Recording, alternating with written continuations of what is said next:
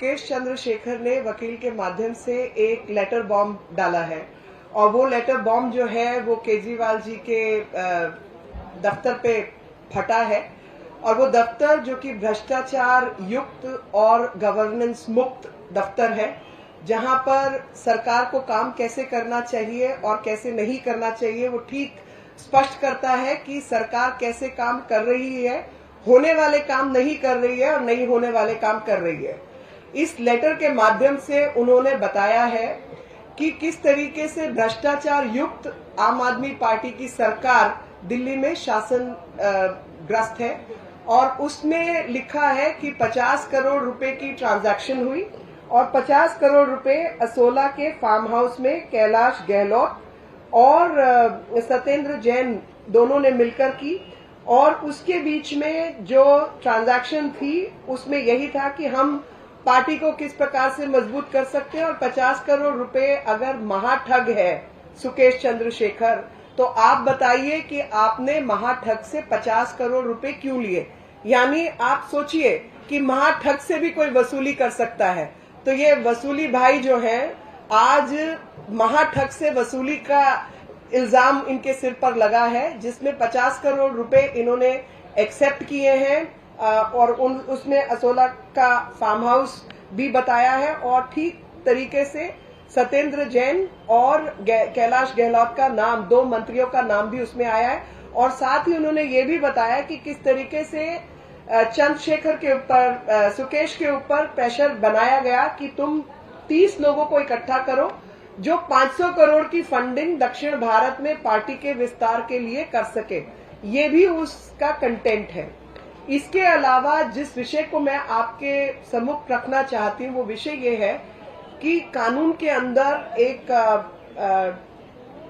सिद्धांत होता है, no one can be a जज इन वन्स ओन कोर्ट। यानी मेरा ही अगर विषय है तो क्या उस विषय में मैं खुद जज, खुद वकील, खुद ही सब कुछ हो सकती हूँ। ये सिद्धांत सबको मालूम है कि कोई भी व्यक्ति अपने ही केस को खुद से निर्णायक भूमिका नहीं अदा कर सकता। इस केस में जो समझने वाली बात है वो ये है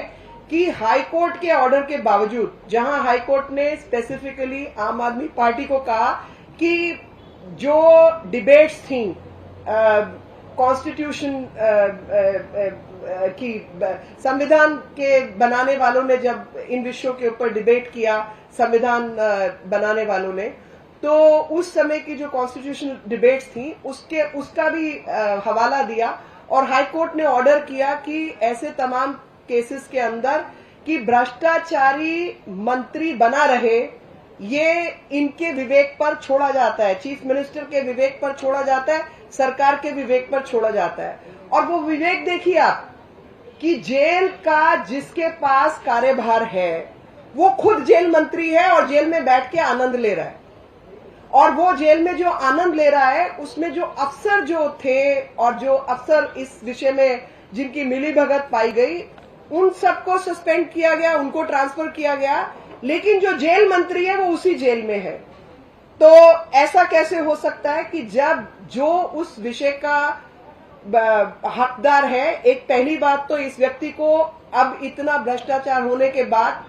मंत्री बने रहने का अधिकार नहीं है, क्योंकि यही लोकतंत्र की तौहीन है, यही लोकतंत्र की अमान्यता का भाव है। और दूसरा, अगर वो बना हुआ भी है तो क्या वो व्यक्ति उसी जेल में रहेगा जिस जेल का अधिकार उसके पास है? वो जेल मंत्री है और जेल में खुद बैठा है, तो वो अपने अधिकार का गैर कानूनी तरीके से फायदा उठा रहा है। तो मेरी मांग रहेगी सरकार से भी, आम आदमी पार्टी की सरकार से, लेफ्टिनेंट गवर्नर से और साथ ही इस देश की न्यायपालिका से कि इस व्यक्ति का ट्रांसफर किसी और जेल में किया जाए।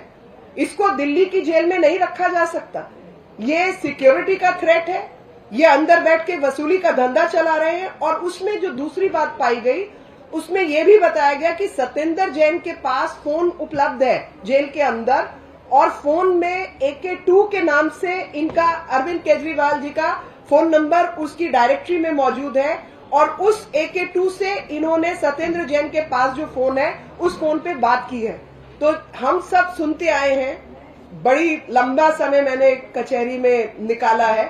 और ये पता चलता है कि जो गैंग माफियाज होते हैं वो किसी तरीके से फोन स्मगल करते हैं अंदर और वहां से वसूली का धंधा चलाते हैं। यहाँ तो इनके मंत्री अंदर बैठ के मुख्यमंत्री से बात करके वसूली का धंधा चला रहे हैं, तो इसके ऊपर कार्रवाई होनी चाहिए या नहीं? तो इस विषय पर कार्रवाई हो, ट्रैकिंग हो और साथ ही सत्येंद्र जैन को दिल्ली की जेल से किसी और जेल में दूर भेजा जाए ताकि न्याय